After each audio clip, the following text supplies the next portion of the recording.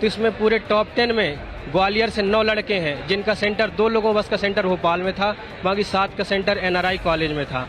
ये इत्तेफाक नहीं है। तो कोई भी पढ़ने वाला होगा वो कभी 186 नंबर नहीं ला सकता है। 150 लाने में पसीने छूट गए थे। ये तैयारी में पहले बता देते कि नहीं आना था, या कि पहले बता देते कि पैसे का जुगाड़ कर लो, 5 साल बाद हो जाएगा, तो 15 लाख हम भी दे सकते थे। एक परीक्षा 14 लाख स्टूडेंट्स, रिजल्ट आया तो पता लगा 10 में से 7 टॉपर एक ही परीक्षा केंद्र में बैठे थे। मतलब व्हाट अ कोइंसिडेंस। और सुनिए, ये परीक्षा केंद्र जो कि एक कॉलेज में बनाया गया था, वो एक भाजपा विधायक का बताया जा रहा है। जरा संभलिए, आगे और भी इत्तेफाक हैं, कहीं आपको चक्कर ना आ जाए। कहने वाले से व्यापम पार्ट 3 बता रहे हैं। 300 करोड़ से ज्यादा का घोटाला बताया जा रहा है। यही कारण है कि अब अभ्यर्थी मध्य प्रदेश की सड़कों पर उतरे हुए हैं। चलिए आपको इसकी पूरी कहानी बताते हैं। आप देख रहे हैं न्यूज तक, मैं हूं निधि तनेजा। करीब 5 साल के इंतजार के बाद इस साल मध्य प्रदेश में ये भर्तियां निकली, जिसमें शामिल थी राजस्व विभाग के अंतर्गत आने वाली पटवारी की पोस्ट। सिंपल शब्दों में पटवारी राजस्व विभाग का वो कर्मचारी होता है जो जनता से सीधा मुखातिब होता है। जमीन के लैंड रिकॉर्ड, नापझोंक का हिसाब रखने का काम करता है। कोई व्यक्ति अगर अपनी जमीन की जानकारी पाना चाहता है तो वो सबसे पहले पटवारी से संपर्क करता है। खैर, आगे बढ़ते हैं। पटवारी का ये पेपर इसी साल मार्च में हुआ। व्यापम ने राज्य में एक एग्जाम कराया। करीब 14 लाख अभ्यर्थियों ने ये पेपर दिया। अभ्यर्थियों के मुताबिक ये पेपर काफी टफ था। लग रहा था कि 200 मार्क्स के पेपर में 140-50 भी आ गए तो बड़ी बात है। रिजल्ट आया तो अभ्यर्थी हैरान रह गए। किसी के 183 नंबर आए तो किसी के 177 नंबर। अब इन टॉपर्स की लिस्ट जरा गौर से देख लीजिए। 10 में से 7 की एग्जाम सिटी है ग्वालियर। बता दें कि ये 7 कैंडिडेट दरअसल ग्वालियर के एक ही एग्जाम सेंटर में बैठे थे। मतलब एक ऐसा इत्तेफाक है कि इतने एग्जाम सेंटर्स में से एक एग्जाम सेंटर ऐसा है जो टॉपर्स की फैक्ट्री लगाए बैठा है। वैसे आप जानते हैं कि ये फैक्ट्री किसकी है, यानी ये एग्जाम सेंटर किसका है? ये देखिए, ग्वालियर के इस कॉलेज का नाम है एनआरआई कॉलेज ऑफ इंजीनियरिंग। ये कॉलेज भिंड से विधायक संजीव कुशवाहा का बताया गया। हालांकि उन्होंने इससे पल्ला झाड़ लिया।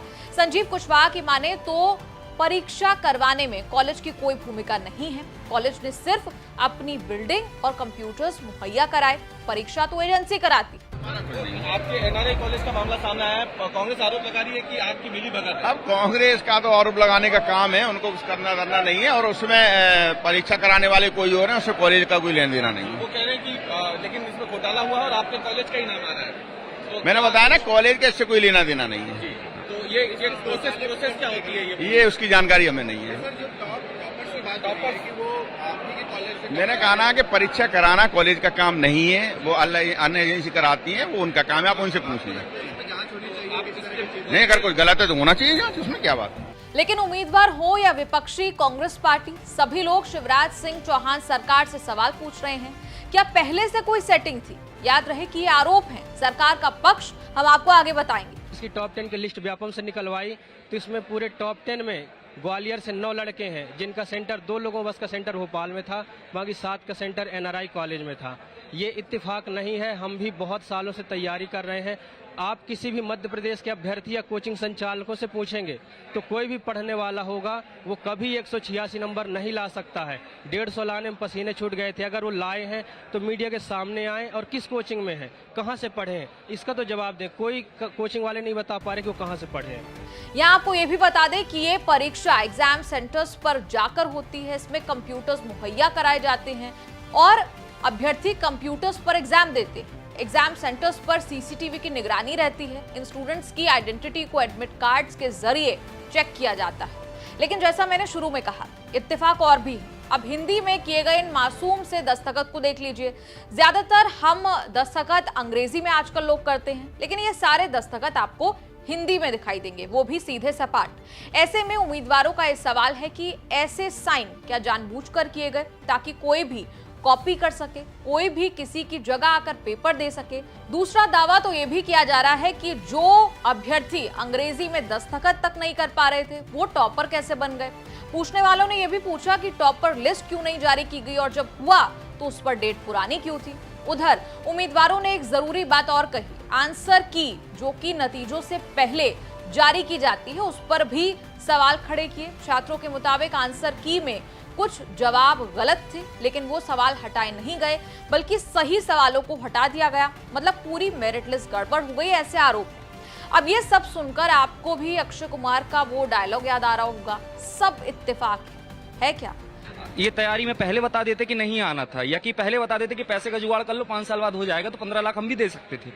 लेकिन ऐसी अपनी ये लोग, ऐसे लोगों को भर के आप क्या प्रशासन में जाओगे? वो गरीब आदमी उस घूसखोर आदमी से क्या ही वो अपनी एक्सपेक्टेशन रखेगा कि मेरा क्या होगा जब वो प्रशासन में जाएगा 15 लाख देके।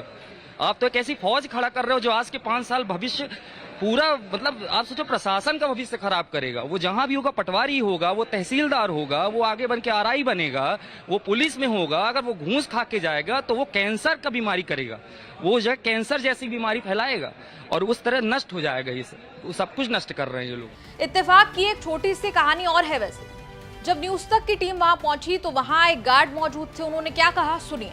यहाँ कोई स्टाफ नहीं है? कोई स्टाफ नहीं है, आप ही लोग ड्यूटी करते हैं? बस गार्ड ही रहते हैं, बदल बदल के यार, रात में दिन में बस ऐसे। कॉलेज में कोई क्लास चलते हैं? नहीं, कुछ नहीं चला सर। कोई कॉलेज क्लास नहीं चलते? स्टूडेंट आते हैं? नहीं, अभी कोई नहीं आ रहा।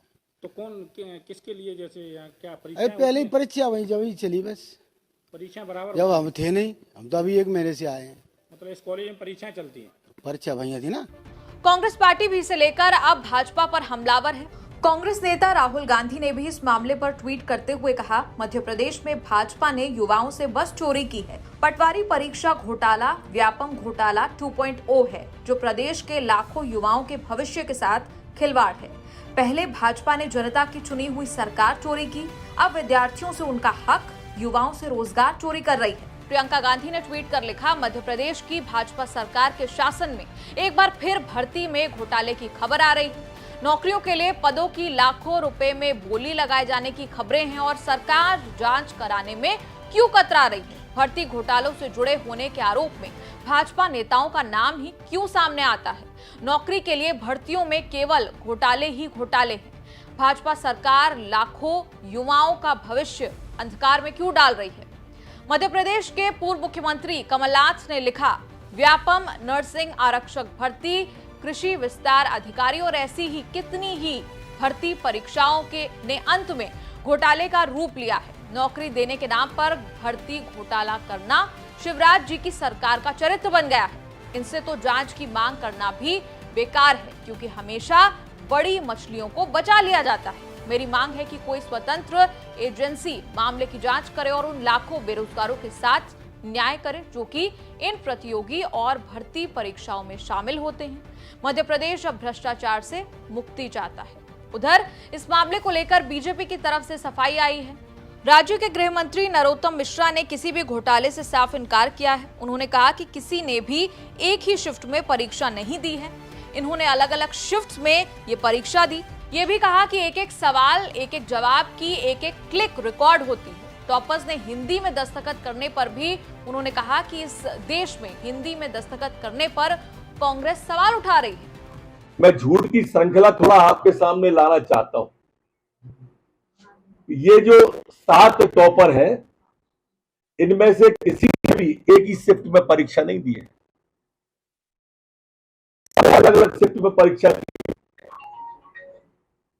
कमलनाथ जी, अरुण यादव जी, एक एक सवाल और एक एक जवाब का एक एक क्लिक रिकॉर्ड होती है, जो रिकॉर्ड में है।